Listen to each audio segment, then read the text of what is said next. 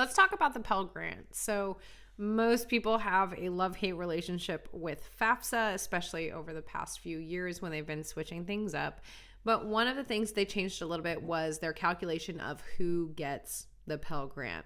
So in today's video, I want to talk about what the Pell Grant is, how to ensure that we have eligibility, and how it is dispersed among students. Because this money, the Pell Grant, does not have to be paid back. So this is a really advantageous type of money to take advantage of. Now make sure you hit subscribe because every week I have a new strategy for you and your student to work towards a debt-free education. Hey there, my name is Jocelyn Pearson, founder of the Scholarship System, where we redefine paying for college to help families build strong financial futures rather than ones where your student is buried in debt for decades to come. Now, we focus heavily on scholarships because this is money that doesn't have to be paid back, but the Pell Grant also does not have to be paid back. So this is also a fantastic source if your student is eligible. Now that said, for international students, this is meant for U.S. citizens and permanent residents. I am not familiar with the rules for international students. So that said, let's go ahead and dive in.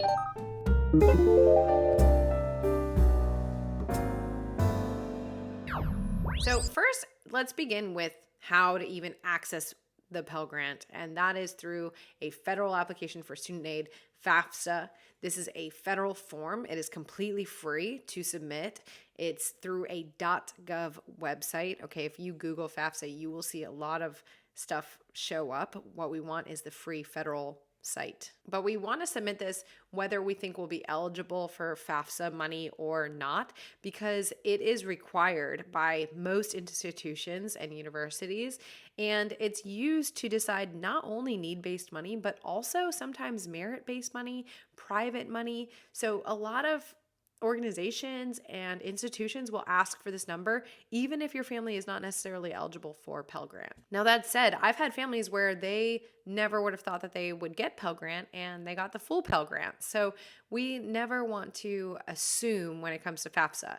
I've met another family where someone that they worked with told them, don't bother submitting it. It's just a waste of your time. You make too much money. And they missed out on $17,000 a year from their university. And the thing is, this is especially important senior year in high school when your student is applying to colleges, because a lot of times FAFSA is used to do the initial assessment for financial aid packages. And if we miss that first year, they're not going to be eligible for the same money the later years. So this is what happened to that family specifically. They missed the boat. Now, again, I mentioned in addition to the Pell Grant, which doesn't have to be paid back, and that is based on financial need, and we get it through FAFSA. There are also tons of scholarship money out there. So whether your family's eligible or not for Pell Grant money, make sure that you're submitting scholarship applications with your student.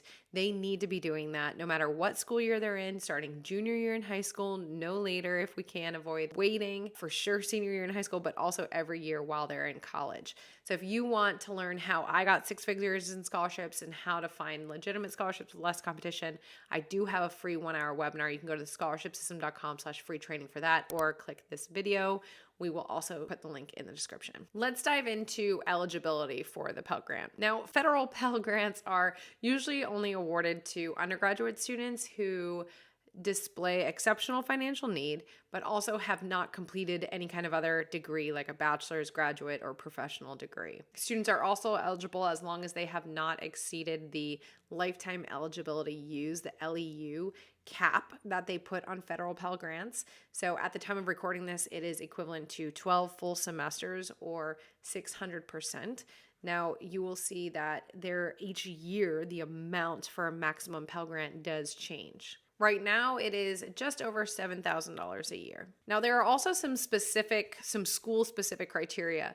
One is the SAP, Satisfactory Academic Progress. So this is where a student has to maintain a certain level of GPA in order to stay eligible, maybe a certain number of credit hours, but they do hold them to some kind of academic criteria. Lastly, another way to be eligible is by ensuring that we submit the form completely and accurately, the FAFSA form. If your family is selected for verification, where they want to verify the information that was submitted, making sure that we get that submitted as soon as possible. Some states treat the Pell Grant first come, first serve. Now, the majority don't. The money's there if the student needs it, but still, we want to try and get this submitted the earlier the better, closer to that FAFSA opening deadline in October. Now, I have an entire FAFSA playlist. You can check it out at our YouTube bio, or I'll link to it in the description if you have any more questions around FAFSA. Now, again, we have to submit FAFSA in order to be eligible for this money, and then schools use the information on the FAFSA form to determine if your student is eligible. And again, this is something that's done every single year while your student is in college. It's not just when they're applying to college. Okay, let's get into disbursement. So how is this money received? Now, this may vary school to school, but for the most part, the money is sent to the school and then they will credit your student's balance. And then your student, whenever the bill is due, they will have to apply the balance that's been credited to their account, whether it's from the grants they received, or if they received any kind of scholarship money that was sent to the school, or if they borrowed any loans, and then they click pay the bill. So once they click pay the bill, then that money will be applied to their balance. Now, the earliest that this money can be dispersed is actually 10 days before the start of classes. So this is not something that will be done months in advance. Still, that said, the school will determine the payment schedule and they will disperse the money based on their timeline. Now, if your student has some late start classes, then Pell Grant might be paid out at a different time than usual based on that later schedule. Now, one last thing I want to mention, and this kind of is disbursement / eligibility, but the Pell Grant generally does require 12 hours or more, 12 credit hours, which is a full-time student. Now, if a student isn't doing that, then they might be able to get it prorated. So comment below, how was the FAFSA process for your family? Was it simplified? Was it easier? Was it more challenging? Do you plan to submit the FAFSA? And did your family get the Pell Grant, if you want to share that? The last thing I want to mention is that actually in the coming months, we are publishing our book, so The Scholarship System. This was how everything began, and it is now 10 years old this year, which means that we have learned a ton in the last decade. So actually the new version is almost twice as thick as the first version because we've learned so much. So if you want to get on our VIP book list for when we release this edition, we are going to be giving out free copies. We are going to be giving out prizes. There's going to be a ton of fun stuff around this book launch. So if you are interested, if you want to be the first to know when it's available, it's free. Just go to thescholarshipsystem.com/bookvip and you will be the first to know. And don't forget, I do have that free 1-hour training all about my scholarship system. Again, you can go to thescholarshipsystem.com/free training for that, or find the links in the description. So that said, FAFSA, it can be overwhelming. It can feel scary, but it can also be a great opportunity for some families. It can open up the doors to some debt-free money like the Pell Grant that does not have to be paid back. So we always, always, always want to make sure that we are submitting it. So I hope that you now can understand more about the Pell Grant. Don't forget to hit subscribe. We've got tons more strategies, even if your student is not eligible for the Pell Grant. So make sure you hit subscribe. All right, I'll see you in the next video.